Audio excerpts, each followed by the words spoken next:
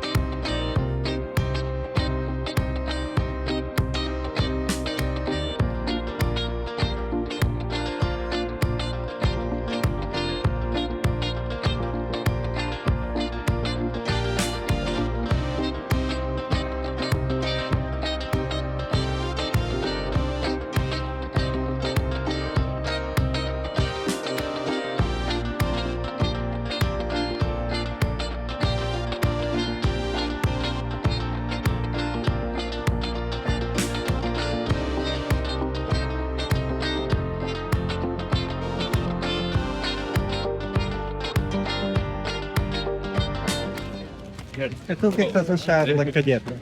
Acho muito bom. Está muito bonito. Agradável. Muito agradável. E está calor.